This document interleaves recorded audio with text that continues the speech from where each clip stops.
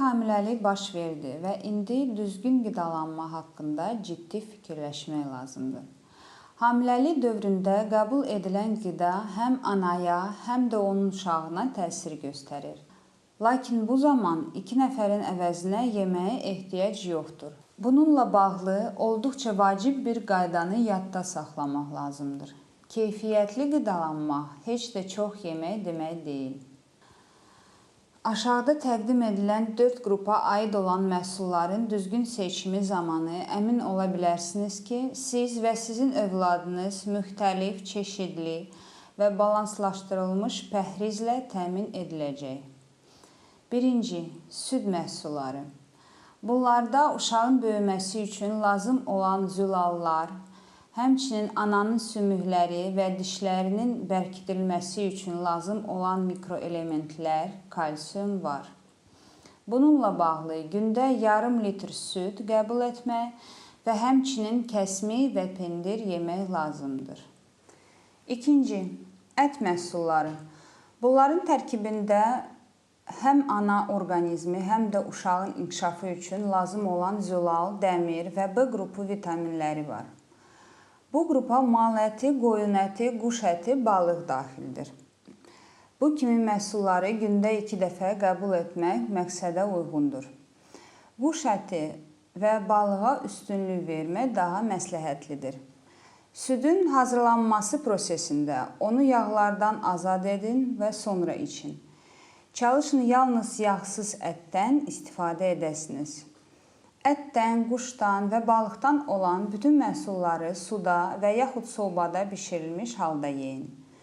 Qızardılmış və hissə verilmiş xörəklərdən imtina etməyə çalışın. 3.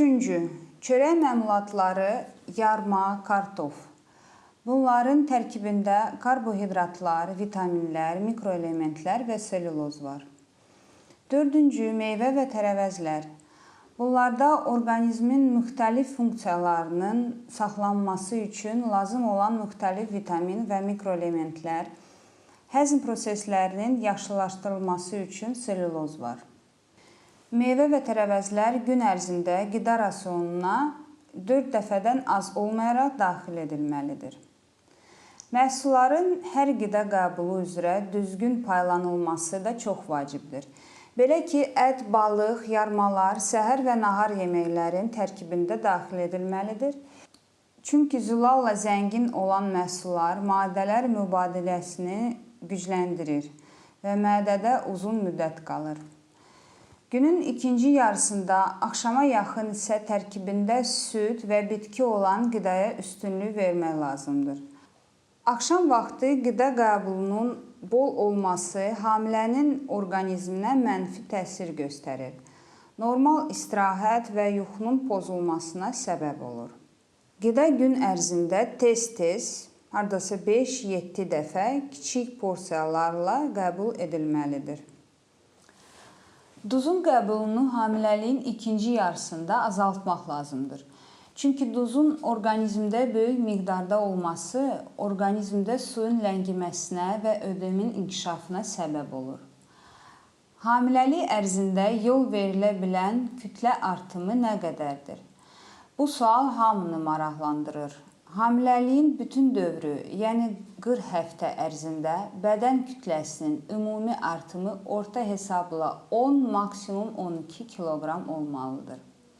Hamiləliyin normal gedişində hamilələrin bədən kütləsinin artması ilk növbədə dölün inkişafı, uşaqlıq ölçülərinin böyüməsi, dölyanı may həcminin, süd vəzlərinin artması, orqanizmdə maye və qan həcminin getdikcə artması və nəhayət piylərin yığılması hesabına baş verir. Gələcək analar mütləq yadda saxlamalıdırlar ki, həkimlər gücləndirilmiş qida deyəndə qidanın vitaminlərlə, mikroelementlərlə zəngin olmasını nəzərdə tuturlar.